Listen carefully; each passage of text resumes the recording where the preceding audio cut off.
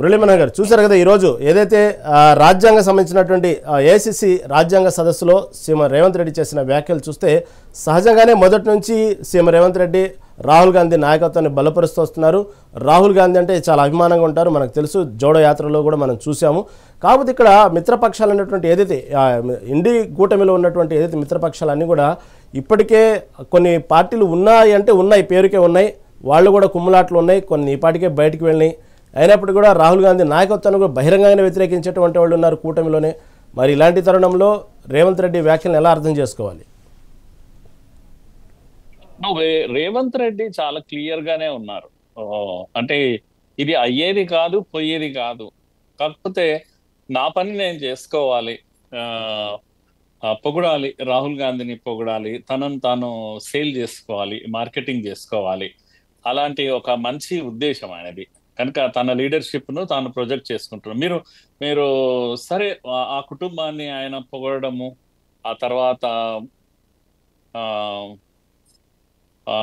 ఏకరువు పెట్టడము, సోనియా త్యాగాలను గురించి చెప్పడము, లేకపోతే రాజీవ్ గాంధీ త్యాగాల గురించి చెప్పడం, రాహుల్ గాంధీ త్యాగం గురించి చెప్పాడు. ఎంత బాగా చెప్పాడు అంటే, అరే 2004లోనే ఆయన కేంద్ర మంత్రి అయ్యే అవకాశం ఉండే, మరి తీసుకోలేదు ఆయన.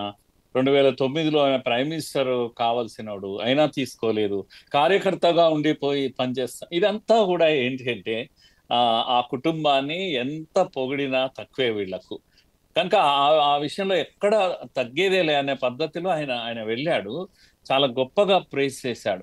చేయడం కూడా రేవంత్ నోరు చాలా పదునైంది, చాలా గట్టిదే మొదటి నుంచి కూడా. ఆ నోటితోనే పవర్లోకి వచ్చాడు. బలంగా వాదిస్తాడు. వాదించినప్పుడు ఏది వాదిస్తే దానికి అనుకూలంగా చాలా బలంగా వాదిస్తాడు. కనుక రాహుల్ గాంధీ ముందర తనను తాను ప్రజెంట్ చేసుకున్నాడు.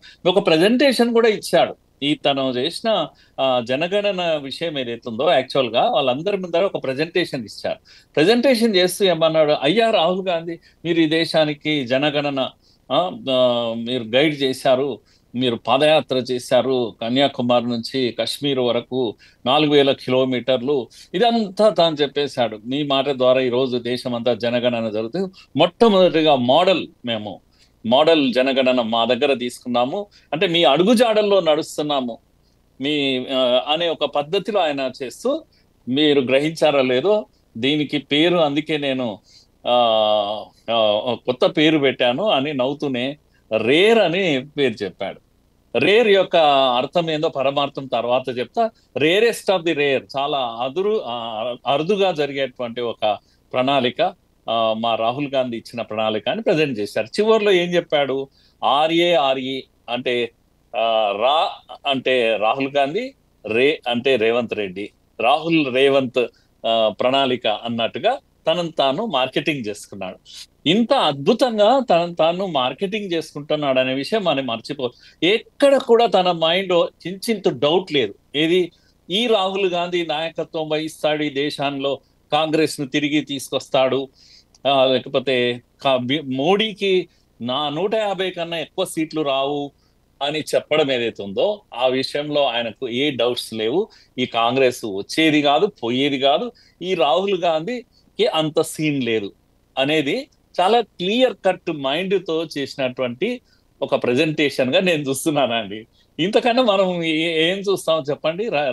రేవంత్ రెడ్డి పాలిటిక్స్ తెలిసినవాడు, చాలా అద్భుతంగా పాలిటిక్స్ చేయగలడు. ఆ విధంగా తనకు అత్యున్నతమైన కుటుంబం ముందరనే ఆ పాలిటిక్స్ చేస్తున్నాడు. మొత్తం కుటుంబాన్ని మైకం గమ్మేలాగా పొగిడేశాడు. ఇంతకన్నా ఏం కావాలి? కనుక నేను రేవంత్ రెడ్డి టాలెంట్ ను మెచ్చుకోకుండా ఉండలేకపోతున్నాను. అద్భుతంగా తన యొక్క ప్రజెంటేషన్ తాను చేసుకున్నాడు. అదే తెలంగాణనే రోల్ మోడల్ కాబోతుంది ప్రపంచానికి, దేశానికి.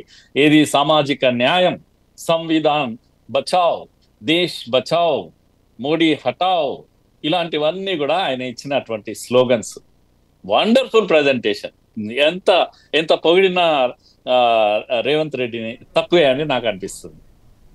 మురళి గారు, ఇక్కడ ఒక చిన్న మాట మీరు గమనిస్తే, మొదటి నుంచి కూడా రేవంత్ రెడ్డి అంటే ఎన్నికల ముందు ప్రచారంలో కానివ్వండి, మొదటి నుంచి ఏఐసిసి అధ్యక్షుని కానివ్వండి, ఎంత స్ట్రాంగ్ మైండ్ సెట్లో ఉన్నారంటే, కాంగ్రెస్ పార్టీ అంటే మనకు తెలుసు, ఆ సీనియర్లు ఎక్కువ, కుమ్ములాట ఎక్కువ, ఎప్పటికప్పుడు అవకాశం దొరికితే చైర్ లాగుదామని చూస్తారు. కానీ ఎక్కడికక్కడ రాజకీయ వ్యూహాలు చేసుకుంటూ ఓ పక్క వినయంగా ఉన్నట్టు నటిస్తూనే ఓ పక్క నొక్కాల్సిన చోట నొక్కుతూనే రాహుల్ గాంధీ దృష్టిలో పడే విషయంలో మీరు చెప్పినట్టు ఇందాక చాలా మైండ్ గేమ్. అంటే అవసరమే, రాజకీయాన్ని రాజకీయంగానే చూడాలి, రాజకీయమే చేయాలి, ఇంకా వేరేదేం చేయకూడదు అక్కడ, రాజకీయాలే కాబట్టి. మీరు చెప్పినట్టు జోడో యాత్ర విషయంలో అతను చేసినటువంటి ఎఫర్ట్ ఎక్కడ వేస్ట్ అవ్వలేదు.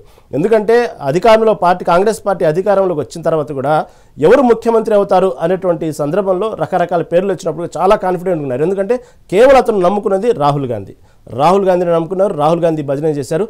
ఈ రోజు వరకు కూడా తన టార్గెట్ ఇప్పుడు ప్రధానమంత్రి అంటూ ఒక రకమైనటువంటి రాహుల్ గాంధీని నమ్ముకున్నారు.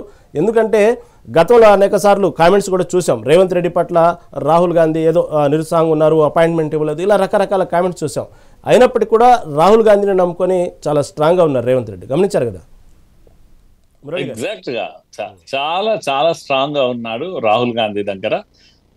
అన్ని మార్కులు 100కు 100 మార్కులు కొట్టేస్తున్నాడు. అవకాశం వచ్చినప్పుడల్లా కూడా 100కు 100, 99 కూడా కాదు, ఆయన టార్గెటే 100 మార్క్స్ తీసేసుకుంటున్నాడు. అందుకని ఆ విధమైనటువంటి ఒక గొప్ప దీంతో పొగుడుతా ఉన్నాడు. ఆయన యొక్క జోడో యాత్రను పొగుడుతాడు, లేతే రాహుల్ గాంధీ యొక్క నేను ఊహించలేదు రాహుల్ గాంధీ త్యాగం చేశాడా అదేంటి అని అనుకున్నాను. అంటే అదేంటి 2004లో నిజంగా కూడా ఆయన మంత్రి వర్గంలో చేరాల్సినోడు, చేరలేదు కదా. 2009లో ప్రైమ్ మినిస్టర్ కావాలనుకుంటే వాళ్ళ అమ్మతో వెళ్ళి వంటింట్లో ఏడ్చినా అయ్యేవాడు కదా, కానీ కాలే.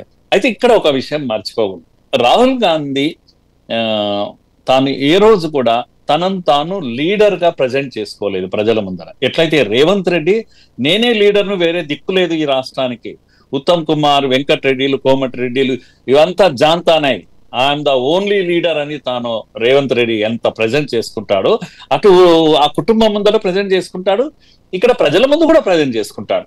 సరే తప్పులు దొరలవచ్చు కానీ తను ప్రయత్నం చేస్తుంటాడు నిరంగా. తప్పు చేశా కూడా గొప్పగా ప్రజెంట్ చేసుకోగలుగుతున్నాడు రేవంత్ రెడ్డి.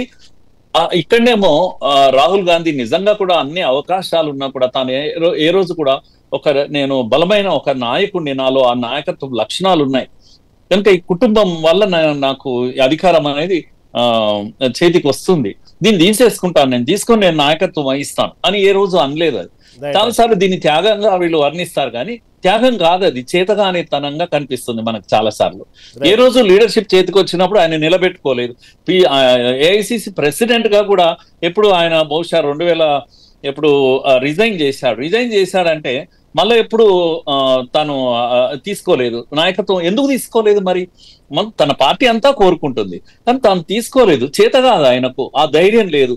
ఎప్పుడు లీడర్ గా దేశంలో ఉండడు, ఎక్కడెక్కడో ప్రయాణం చేస్తాడు, సడన్ గా మాయం అయిపోతుంటాడు.